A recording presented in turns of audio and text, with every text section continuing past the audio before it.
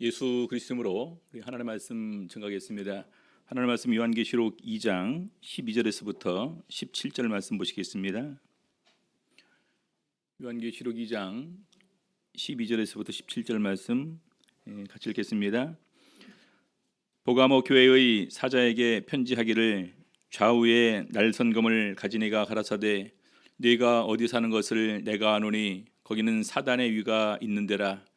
네가 내 이름을 굳게 잡아서 내 충성된 증인 안디바가 너희 가운데 곧 사단에 거하는 곳에서 죽임을 당할 때에도 나를 믿는 믿음을 저버리지 아니하였도다. 그러나 네게 두어 가지 책망할 것이 있나니 거기 네게 발람의 교훈을 지키는 자들이 있도다. 발람이 발락을 가르쳐 이스라엘 앞에 올무를 놓아 우상의 제물을 먹게 하였고 또 행음하게 하였느니라. 이와 같이 네게도 니골라당의 교훈을 지키는 자들이 있도다. 그러므로 회개하라. 그리하지 아니하면 내가 네게 속히 임하여 내 입의 검으로 그들과 싸우리라. 귀에 있는 자는 성령이 교회들에게 하시는 말씀을 들을지어다. 이기는 그에게는 내가 감추었던 만나를 주고 또 흰 돌을 줄 터인데 그 돌 위에 새 이름을 기록한 것이 있나니 받는 자 밖에는 그 이름을 알 사람이 없느니라.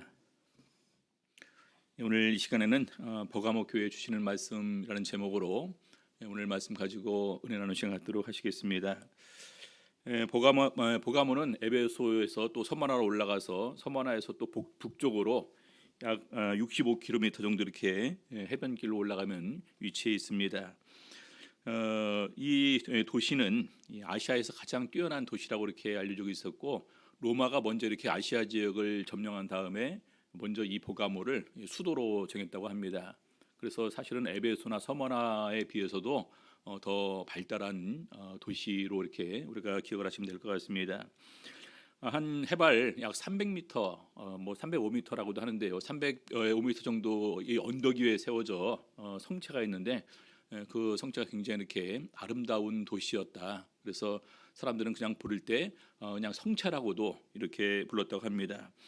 그래서 나중에 이제 시간이 좀 지난 다음에 헬라 문명에서 꽃을 피우는 가운데에서 헬라 문명의 가장 아름다운 꽃으로 이렇게 기록이 되었고 특별히 버가모에는 말씀으로 싸우는 내용들이 기록되어 있어서 여기에는 그 이제 도서관이 있었었는데요. 도서관의 장서가 그때 한 20만 권 정도가 이렇게 그 소장되어 있을 정도로 굉장히 큰 규모의 건축물 또 도서관도 이렇게 있었다고 알려지고 있습니다.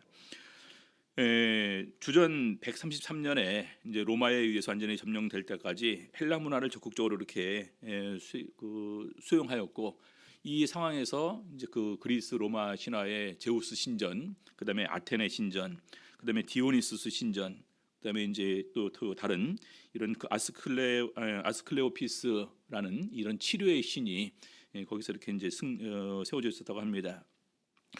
그리고 나중에 이제 그 로마의 점령을 당한 다음에는요 아시아에서 황제 숭배의 공식적 중심지로 알려지고 있습니다. 아시아에서 황제 숭배의 공식적 중심지. 그리고 이제 그 살아있는 통치자, 다시 말해서 황제를 위해서 신전 건축을 허락받은 첫 번째 도시였다. 그래서 이 버가모는 그 우상 숭배 거기다가 더 나아가 황제 숭배가 가장 성행한 이런 도시였고 그런 상황에서 우리 그리스도인들이 받는 핍박을 우리가 생각을 해볼 수가 있을 것입니다.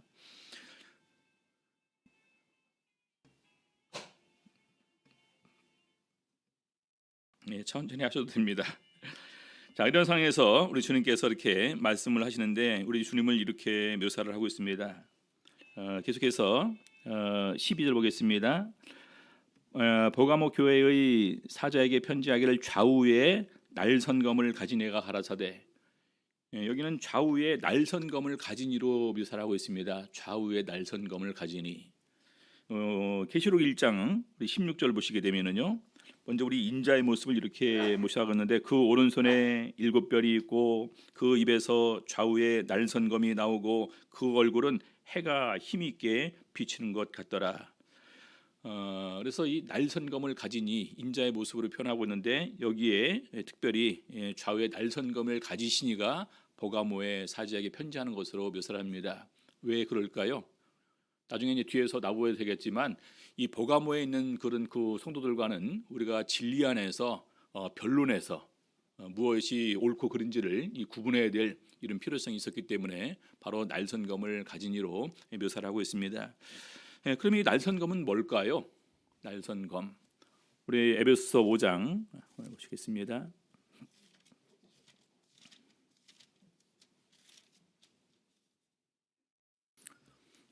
에베소서 6장 13절 보겠습니다. 6장 13절. 6장 13절. 그러므로 하나님의 전신 갑주를 취하라. 이는 악한 날에 너희가 능히 대적하고 모든 일을 행한 후에 서기 위함이라. 그러면서 쭉 나오면서 건너뛰어서 17절에 보게 되면은요, 구원의 투구와 성령의 검 곧 하나님의 말씀을 가지라. 구원의 투구와 성령의 검. 성령의 검은 우리가 그 공격 무기겠죠. 방패는 막는 거고, 구원의 투구도 내 머리를 보호하는 것이고, 근데 검은 직접 내가 공격해서 물리치는 것입니다. 그렇죠? 성령의 검, 곧 성령의 검이 뭐를 의미한답니까? 말씀을 가지라. 말씀. 자, 그래서 결과적으로 이 말씀의 능력이 얼마나 큰지 우리 히브리서 4장 12절에서부터 13절에 이렇게 묘사를 하고 있습니다. 히브리서 4장 12절, 13절. 히브리서 4장 12절, 13절. 하나님의 말씀은 살았고 운동력이 있어 좌우의 날선 어떤 검보다도 예리하여 혼과 영과 및 관절과 골수를 찔러 쪼개기까지 하며 또 마음의 생각과 뜻을 감찰하나니 지으신 것이 하나라도 그 앞에 나타나지 않음이 없고 오직 만물이 우리를 상관하시는 자의 눈앞에 벌거벗은 것 같이 드러나느니라. 하나님께서 우리를 판단하는 기준은 우리에게 주신 말씀입니다. 그래서 이 말씀 앞에 우리 모든 사람들이 내면의 깊은 것까지 다 드러나는 가운데에서 말씀을 통한 이런 그 판단을 받게 되는 것입니다.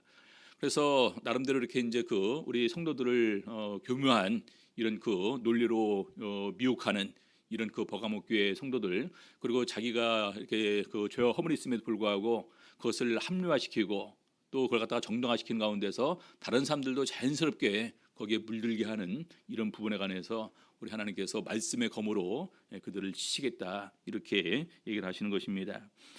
요한계시록 19장 11절 보게 되면은요, 마지막으로 이렇게 이제 큰 영적 전쟁을 이렇게 말하고 있는데요. 19장 11절. 또 내가 하늘이 열린 것을 보니 보라 백마와 탄자가 있으니 그 이름은 충신과 진실이라. 그가 공의로 심판하며 싸우더라. 공의로 심판하며 싸우더라. 그의 입에서 이한 검이 나오니 그것으로 만국을 치겠고, 그의 입에서 이한 검, 날카로운 검이 나오는데 바로 그것이 하나님의 그 공의와 진리로 심판하시는 하나님의 말씀을 의미하는 것입니다. 자, 그래서 우리 계시록 2장 12절에 좌우에 날선검을 가진 이가 가라사대, 우리 버가모 교회는 어떤 필요가 있었냐? 하나님의 진리의 말씀으로 변론할 필요가 있는 교회였다, 이렇게 이해를 하시면 될 것입니다. 자, 13절 계속해서 보겠습니다. 칭찬하시는 내용인데요. 네가 어디 사는 것을 내가 아노니 거기는 사단의 위가 있는 데라. 네가 내 이름을 굳게 잡아서 내 충성된 증인 안디바가 너희 가운데 곧 사단에 거하는 곳에서 죽임을 당할 때에도 나를 믿는 믿음을 저버리지 아니하였도다. 네가 어디 사는 것을 아노니, 우리 버가모에 처한 상황을 우리 주님께서 아신다라는 것입니다. 우리 성도님들, 어떤 때는 우리가 우리 마음에 그랬던 그 아픔과 슬픔, 염려, 이런 두려움, 정말로 다른 사람이 나를 먼저 알고 위로해 주는 것만으로도 큰 마음에 이렇게 위로가 되지 않습니까? 근데 하나님께서 마찬가지로 그것을 다 아시고 계신다라는 것입니다. 우리가 처한 상황이 어떤 상황이고, 우리가 그런 가운데서 얼마나 많은 사람들이 믿음으로 인해서 핍박을 당하고 환난을 당하고, 또 그런 가운데서 심지어 크리스찬이라는 이유 하나만으로 많은 그런 기근과 어려움이 생겼을 때 그런 부분에서 도움을 받지 못하는 이런 사례들이 많이 이렇게 있게 됩니다. 자, 그런데 거기는 사단의 위가 있는 데라. 사단의 위, 다시 말해서 우상이 많이 있는 곳이다, 이렇게 얘기를 하고 있습니다. 그래서 헬라 문화의 꽃이라고 할 정도로 헬라 문화가 발달된 도시였다. 우리 그리스 로마 신화 보게 되면 많은 신들이 있지 않습니까? 그래서 수많은 신들의 형상이 여기에 있었던 것으로 이렇게 알려지고 있습니다. 그래서 제우스 신상이 있었다는 것은 그때 이제 신들의 로마 그 그리스 신화를 보게 되면요, 신들의 왕은 제우스입니다. 그래서 제우스, 아테네, 뭐 디오니소스 이런 신들의 형상이 거기에 이렇게 있었고요. 또 뱀의 형상을 가진 아스클레피오스라는 이런 그 신은 치료의 신으로 알려지고 있습니다. 치료. 그래서 그 치료의 신을 또 이렇게 이제 경배하기 위해서 수많은 순례자들이 거기에 이렇게 왔었다. 그래서 이제 심지어 이제 어떤 사람들은 바로 그냥 그곳이 이제 하나님께서 뭐 그 이제 우리가 믿는 하나님이 아니라 그들의 신들이 치료의 능력으로 역사해 주셔서 정말 많은 사람들이 이렇게 치료받았다라는 이런 설이 있습니다. 그래서 이런 상황이 있는 가운데서 네가 내 이름을 굳게 잡아서 예수 그리스도의 이름을 굳게 잡아서 흔들리지 않는 이런 핍박과 환난이 있음에도 불구하고 흔들리지 않는 이런 신앙을 유지하고 있었다라는 것입니다. 내 충성된 증인 안디바가 너희 가운데 곧 사단에 거하는 곳에서 죽임을 당할 때에도 나를 믿는 믿음을 저버리지 아니하였도다. 우리 사람이 굉장히 잔인하게 이렇게 형벌을 받고 죽게 되면은 우리 마음속에 극심한 두려움이 이렇게 들어오게 됩니다. 근데 그런 것을 봄에도 불구하고 그들이 두려워하지 않고 믿음이 약해지지 않고 또 믿음을 저버리지 않은 가운데에서 더욱더 믿음을 굳게 잡았음을 얘기를 하고 있는데 전해져 오는 설에 의하면 이 안디바라는 사람들은 이렇게 그 속공들의 어떤 부류였다고 얘기를 합니다.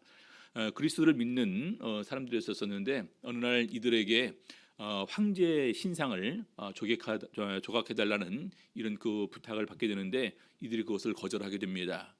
예수 그리스도를 섬기는 입장에서 우리가 우상을 만들 수가 없다. 그래서 이제 잡혀서 대표로 이제 안디바라는 이런 사람이 처형을 당하게 되는데 두 가지 설이 있습니다. 노수로 큰 황소를 만들어 놓고 사람을 거기다 집어넣는 거예요. 그리고 이제 밑에서 이제 불을 떼서 이제 이렇게 죽이는 이런 처형을 당했다라는 얘기가 있고요. 아니면 또 이제 두 번째 설은 굉장히 큰 철판을 완전히 빨갛게 달려오는 그런 상황에서 사람을 그 위에 이제 던져서 이렇게 그 위에서 죽였다라는 이런 설도 있습니다. 두 가지 내용이 어떤 것을 취한다 할지라도 굉장히 잔인한 형벌로 우리가 이해를 할 수가 있겠죠. 그런데 그런 것을 보는 가운데 있어서도 왜 그렇게 잔인하게 형벌을 집행했냐는 이유를 알 것입니다. 왜냐하면 통치자 입장에서는요, 형벌이 잔인하면 잔인할수록 이렇게 이제 피지배자들이 더욱더 두려운 마음을 가지고 더욱더 그 말에 순종을 하기 때문에 그런 잔인한 형벌을 이렇게 도입을 한 것입니다. 근데 그런 것을 봄에도 불구하고 나를 믿는 믿음을 저버리지 아니하였다, 이렇게 얘기를 하고 있습니다. 핍박과 환난이 극심하면 극심할수록 정말 우리 사람들이 더욱더 믿음을 유지하기가 어렵습니다. 왜냐하면 마음에서 일어나는 이런 본능적인 공포를 참 떨치기가 어렵거든요. 실제로 우리 눈앞에서 그렇게 처형당하는 보는 것을 보게 되면서 어떤 마음이 들까요?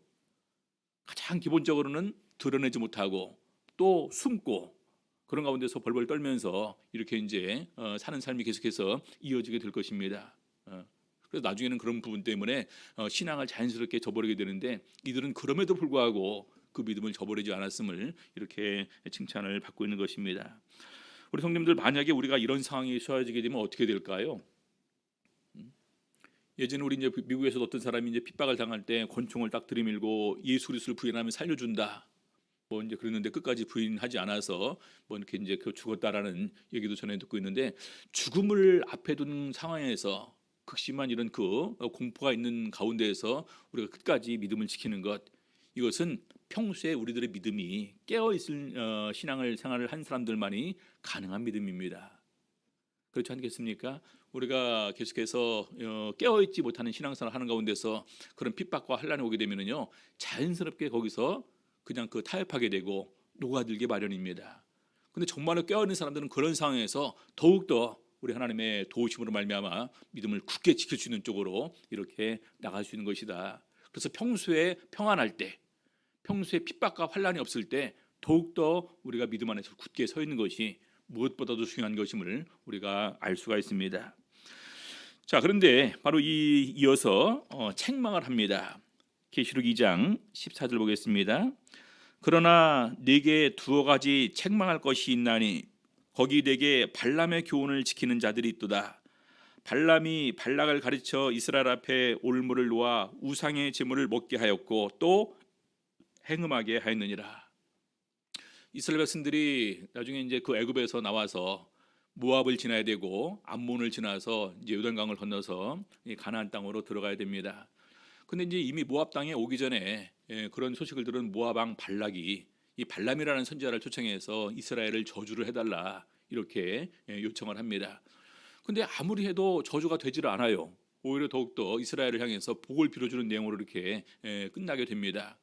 근데 나중에 이제 좀 더 이렇게 이런 방법이 안 통하니까 발람이 교묘하게 이스라엘 백성들을 타락에 빠지게 하는 이런 그 술수를 모압 왕 발락에게 알려줍니다. 먼저 이 여인들을 통해서 유혹을 하고 유혹한 사람들을 또 우상의 제물을 먹게 하는 이런 일을 그들로 하여금 행하게 합니다.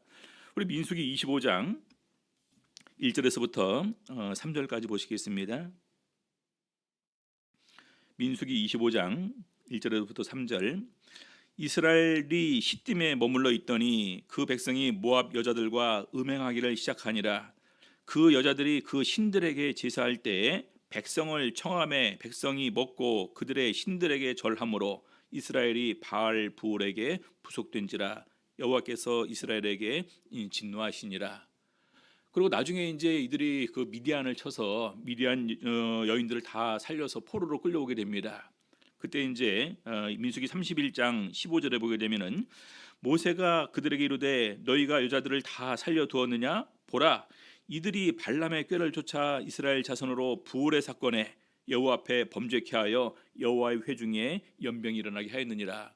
나중에 모압을 쳤을 때 미디안을 쳤을 때 같이 섞여 있는 이런 족속이었었는데 그들이 다 남자들은 죽였지만 포로로 이제 데려오게 됩니다. 그래서 사내 아이들도 아이들은 다 죽이고 여자들만 남겨놓되 그것도 결혼한 사람들은 다 죽이고 처녀들만 마지막에 살려주는 내용이 그 다음에 이렇게 기록이 되어 있습니다. 그래서 이 발람의 교훈을 쫓았다라는 것은 뭐냐면요, 바로 행음하고 성적으로 타락하고 우상의 제물을 먹는 사람들, 또 우상에게 절하고 숭배하는 사람이 그래도 그 가운데 있었다라는 것입니다. 그래서 우리 버가모 교회가 어떤 상황에 처했냐라는 것을 알 수가 있죠. 우리 안디바가 죽음을 당할 때에도 정말로 그 가운데서 신앙의 정체를 굳게 지키는 사람들이 있었는가 하면 그런 가운데서 타협하는 가운데서 자기들이 스스로 영적으로 지식이 있다 해서 오히려 행음하면서 우상의 제물을 먹고 우상을 숭배하는 사람들도 그 가운데 덜어는 있었다라는 것입니다. 그래서 우리 신앙이 양면으로 갈라지게 된 거예요. 끝까지 신앙을 지키는 사람들과 그리고 그런 위협에서 타협한 사람들 두 부류로 신앙이 이렇게 나눠지게 되는 거죠. 자, 그다음에 이어서 이와 같이 네게도 니골라당의 교훈을 지키는 자들이 있도다. 니골라당은 저번에 말씀을 드렸습니다. 에베소 교회에 이렇게 말씀을 드릴 때 우리 사도행전 6장에 나오는 7 그 집사를 세우는데 안디옥 사람 니골라를 택해서 집사 중에 이제 포함을 시키게 되죠. 안디옥 사람이었거든요. 그래서 이 사람들은 나중에 지식을 추구하는 사람이 됩니다. 그래서 일명 영지주의자로 우리가 이렇게 이제 그 구분을 하게 되죠. 그래서 이제 그들은 영지주의로 되게 되는 가운데에서 자기들의 신앙이 굉장히 지식적으로 높고 뛰어나다는 이유로 많은 그런 가르침을 또 교회에서 이렇게 주기도 합니다. 핵심적인 부분은요, 인간의 구원은 영에 관한 것이지 육신의 아니다. 육신의 죄는 이미 용서받았으니 육신의 죄에 관심을 가질 필요는 없다. 그래서 우리가 육신적으로 방탕하고 타락한다 할지라도 우리는 그것 때문에 죽지 않는다, 이런 생각을 가지고 있습니다. 그리고 우상의 제물을 먹거나 음행을 한다고 해도 구원의 자리에서 떨어지는 것이 아니다. 이 같은 죄악에서 떠나지 아니한 이방인들이라도 구원을 얻을 수 있다, 이렇게 가르칩니다.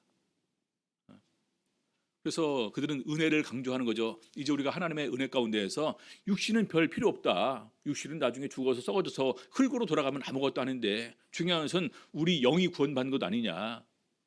그래서 우리가 육신적으로 어떤 것을 한다 할지라도 그것은 우리의 구원과 관계가 없다라는 것입니다. 그렇다면 우리 신약성에 기록된 수많은 부분들, 우리들의 거룩함을 강조하는 것, 하나님의 거룩한 성령이 우리 안에 거하시기 때문에 우리가 성전이 된다라는 것, 거룩한 성전이 되는 것 아니겠습니까? 그렇죠? 이런 그 가르침과는 완전히 위배되는 것입니다.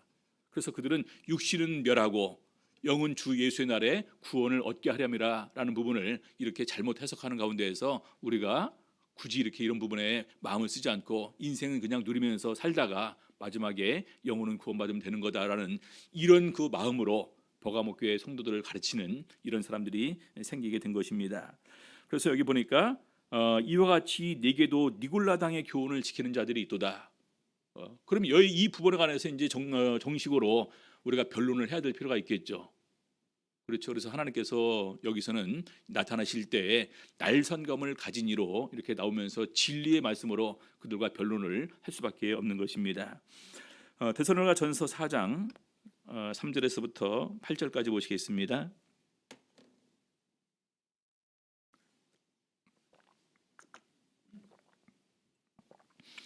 데살로니가전서 4장 3절 하나님의 뜻은 이것이니 너희의 거룩함이라. 하나님의 뜻은 이것이 너희의 거룩함이라. 우리 구약 시대에도 하나님께서 이스라엘 백성들에게 원하는 것은 거룩함입니다. 레위기서에 보게 되면은요, 하나님께서 이스라엘 백성들을 이렇게 쭉 말씀을 주시는 가운데에서 애굽의 풍속과 가나안 땅의 풍속을 쫓지 말고 특별히 내가 거룩하니까 너희도 거룩할지어다라는 것을 굉장히 강조하는 부분이 레위기서입니다.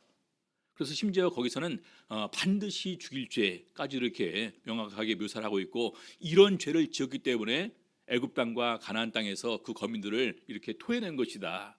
그래서 너희가 역시 이런 죄를 지을 때 너희도 내 앞에서 이 가나안 땅이 토해낼 것을 이렇게 말씀을 하셨습니다. 그러면 우리 신약 시대라고 해서 그 하나님의 거룩함 요구하시는 것이 변하지 않는가? 그것은 아닙니다. 우리 신약 시대도 똑같이 하나님께서 우리에게 원하시는 것은 거룩함이다라는 사실을 우리가 알 수가 있습니다. 데살로니가전서 4장 3절 보겠습니다. 하나님의 뜻은 이것이니 너희의 거룩함이라.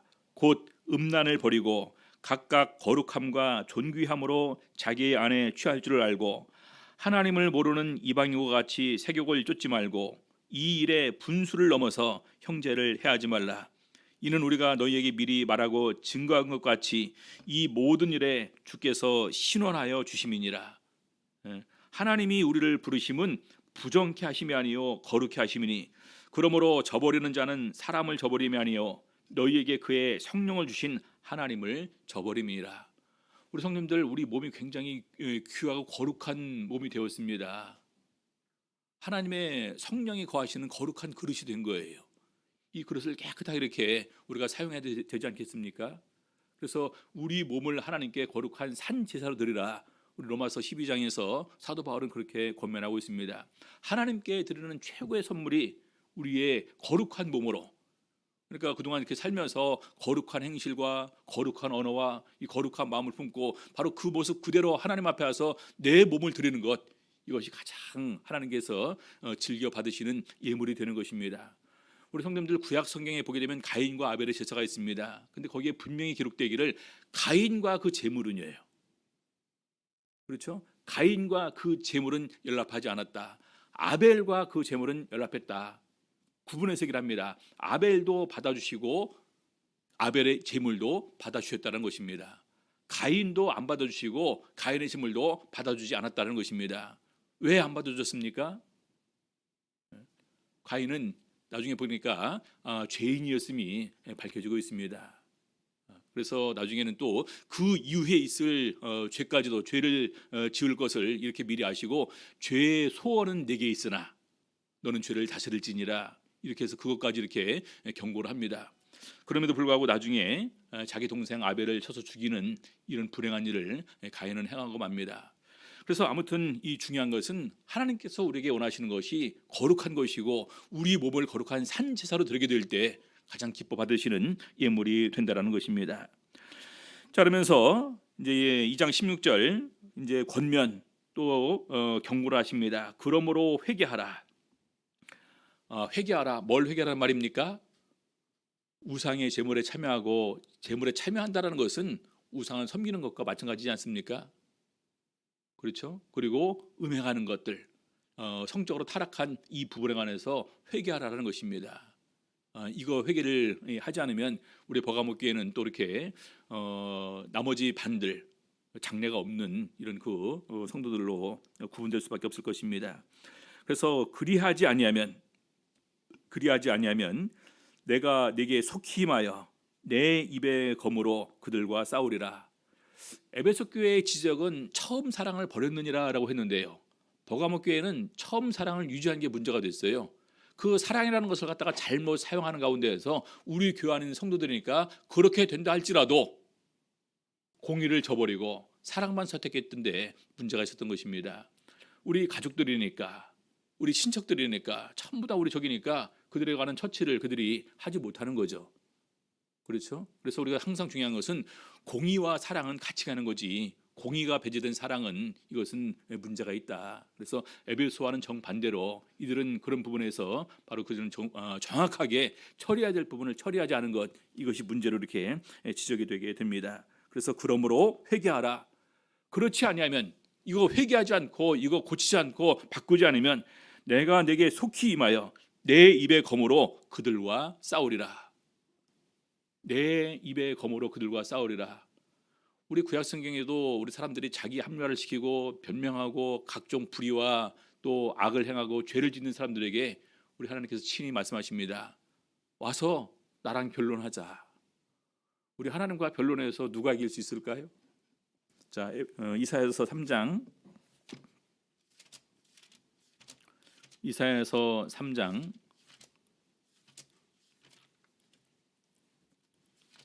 13절 보시겠습니다.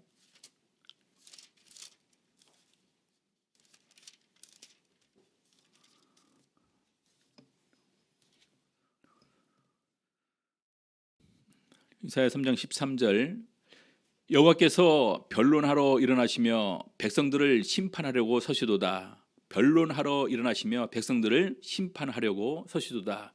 입의 검으로 그들과 싸운다는 것은 바로 이런 의미가 있습니다.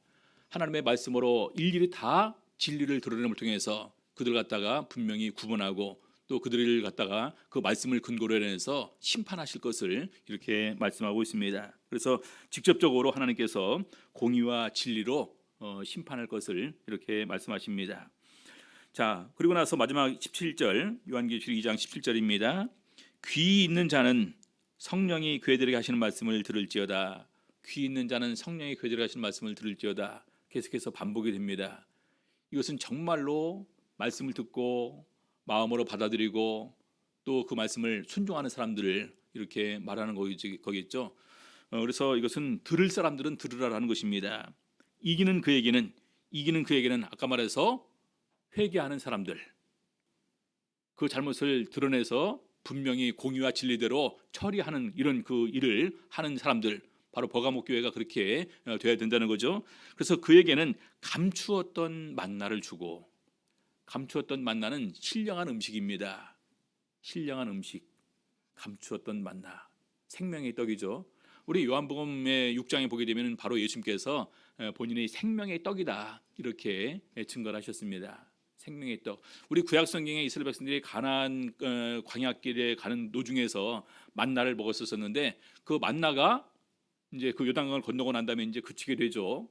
그러고 나서 이제 농업을 하면서 이제 그들이 이제 식량을 해결하게 되는데 나중에 영적으로 예수 그리스도의 몸이 바로 우리들가 먹고 죽지 않은 생명의 떡으로 자신을 우리들에게 이렇게 몸으로 주셨습니다. 그래서 영적 생명이 유지되는 거죠, 이렇게.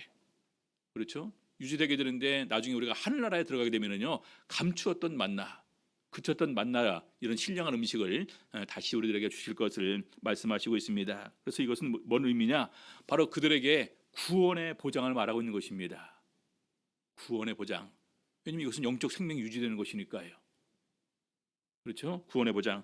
또 흰돌을 줄 터인데, 흰돌은 우리 고대에서 이렇게 여러 가지 용도로 활용하게 됩니다. 재판할 때요, 흰돌과 검은 돌이 있어요.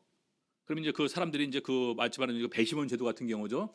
그러면 저 사람이 죄 없다고 생각하는 사람들은 흰돌을 던져줍니다.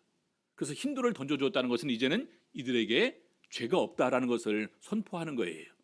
심판하고 나서. 그래서 흰돌을 주었다라는 것은 바로 그들이 예수님께서 그들에게 말씀하신 대로 진정으로 회개가 이루어져서 그들에게 죄가 없다라는 부분을 선포하신 것입니다. 그리고 또한 그 흰돌은 어떤 때는 이제 경기에서 승리하는 사람들에게 주어지기도 했습니다. 우리 메달 같이 메달. 그렇죠? 그래서 그 메달 안에다가 이름을 쓰지 않습니까? 그래서 그 흰돌을 주면서 거기에다가 이름을 써서 주는데요.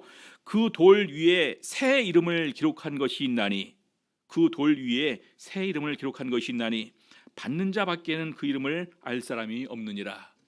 받는 자밖에는 그 이름을 알 사람이 없느니라. 이 새 이름이 두 가지 견해가 있습니다. 이 새 이름의 이름은 바로 하나님의 이름일 것이다라는 이런 설이 있고요. 아니면 이 뒤에 있는 받는 자밖에는 그 이름을 알 사람이 없다라는 것을 또 이렇게 얘기를 해서 아니다, 그것은 개개인에게 우리 주님께서 새 이름을 주실 것을 이렇게 말씀하시는 것이다. 그래서 이름마다 믿음의 승리를 거둔 사람들에게 마치 그 예수님께서 시몬 베드로에게 이제 너는 베드로라 하면서 새 이름을 이렇게 주신 것처럼 우리 영적으로도 우리에게 새 이름을 주실 것이다라는 이런 견해도 있습니다. 아무튼 새 이름을 기록한 것이 있나니 받는 자밖에는 그 이름을 알 사람이 없느니라. 그래서 요한계시록 2장 17절은 엄청난 보장입니다. 만나를 준다라는 것은 영적인 생명이 계속해서 유지가 된다는 의미이기 때문에 이것은 바로 영생에 참여하게 된다라는 거예요. 영생에 참여하는 것. 그리고 흰돌을 줄 것이고, 흰돌은 믿음의 승리를 거둔 사람들에게 주는 이 흰돌입니다. 그리고 거기에 새 이름을 기록해서 주겠다라는 것입니다. 그래서 이것은 믿음의 승리를 거둔 사람들이 나중에 하나님께서 예비하신 처소에서 영원히 살 것을 의미하는 이런 것이다. 그래서 우리 요한계시록에 쭉 보게 되면은 이름에 관한 부분만 정리한 것이 보니까 여기서 이제 몇 가지 이렇게 표현이 있습니다. 요한계시록 3장 12절 보겠습니다. 이기는 자는 내 하나님의 성전에 기둥이 되게 하리니 그가 결코 다시 나가지 아니하리라. 내가 하나님의 이름과 하나님의 성 곧 하늘에서 내 하나님께로부터 내려오는 새 예루살렘의 이름과 나의 새 이름을 그의 위에 기록하리라. 그래서 지금 보니까 우리가 알고 있는 예루살렘이 있지 않습니까? 예루살렘에 대해서 새 이름이 붙여질 것이라는 것입니다. 근데 어떤 이름이 붙여질지는 몰라요. 그리고 나의 새 이름을 그의 위에 기록하리라. 나의 새 이름, 누구의 새 이름입니까?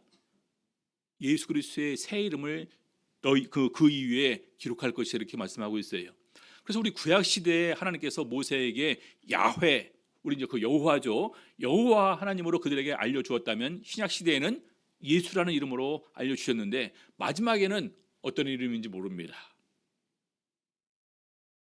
이해되시죠? 새 예루살렘의 새 이름입니다. 예루살렘에 대한 새 이름, 새 예루살렘의 이름과 나의 새 이름을 그 위에 기록하리라. 자, 요한계시록 14장 1절 보겠습니다. 또 내가 보니 어린 양이 시온산에 섰고 그와 함께 14만 4천이 섰는데 그 이마에 어린 양의 이름과 그 아버지의 이름을 쓴 것이 있도다. 여기 그 이름은 예수라는 이름이겠죠. 그래서 이것은 바로 이마에 인치기까지 인쳤다라는 것은 우리 성경을 전체적으로 보게 될 때 성령으로 인치심을 이렇게 의미를 합니다. 자, 그다음에 19장에 보게 되면은요, 19장 12절 그 눈이 불꽃 같고 그 머리에 많은 면류관이 있고 또 이름 쓴 것이 하나가 있으니 자기밖에 아는 자가 없고, 이름이 참 중요하더라고요. 이름이, 그렇죠? 그래서 천하 인간의 구원을 받을 만한 다른 이름을 우리에게 주신 일이 없다 해서 예수라는 이름, 오직 구원받는 이름으로 우리에게 알려주셨는데 마지막 영적인 전쟁이 이렇게 묘사되게 될 때도 보니까 이름 쓴 것이 있는데 이것은 자기밖에 아는 자가 없다라는 것입니다. 그래서 아까 우리 2장 17장에서 읽었던 것처럼 새 돌 위, 그 흰 돌 위에 새 이름을 기록해 줄 것인데 받는 자밖에 아는 자가 없는 것처럼 이런 영적 전쟁을 이끌어가는 이런 대장도 그 이름을 자기만 안다 이렇게 얘기를 하고 있습니다. 자, 그러면서 13절은 또 그가 피 뿌린 옷을 입었는데 그 이름은 하나님의 말씀이라 칭하더라. 계시록 19장 16절 그 옷과 그 다리에 이름 쓴 것이 있으니 만왕의 왕 만주의 주. 그냥 정식 이름이 아니라 이분은 만왕의 왕이고 만주의 주다 이렇게 기록이 되어 있었다는 것입니다.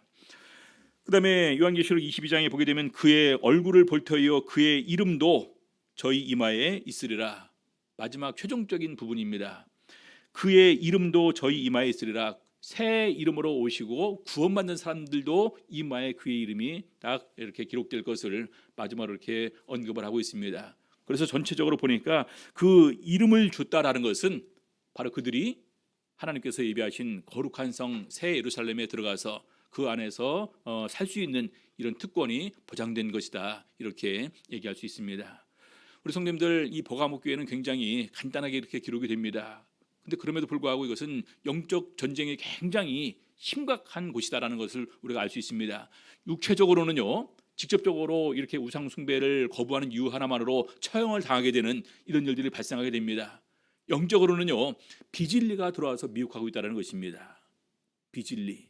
그래서 그런 비진리를 우리가 분명하게 밝혀내지 않고 회개하지 않으면 바로 하나님께서 직접 입의 검으로 그들과 싸우시겠다 이렇게 말씀하십니다. 그래서 저희가 세상 살아가는 가운데에서 이 진리 안에 더욱더 굳게 서는 것이 무엇보다도 중요하다.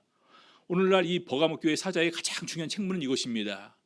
마찬가지로 교회 성직자들의 가장 중요한 책무는 진리 수호입니다.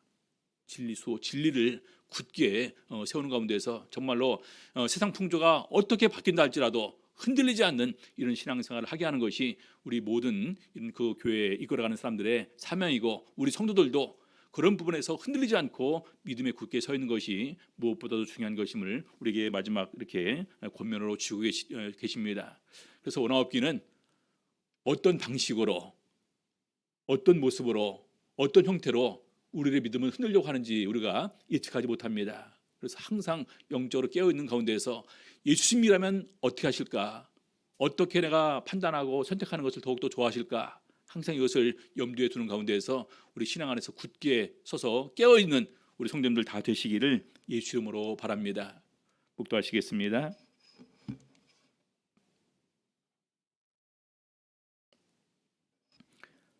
할렐루야. 아멘.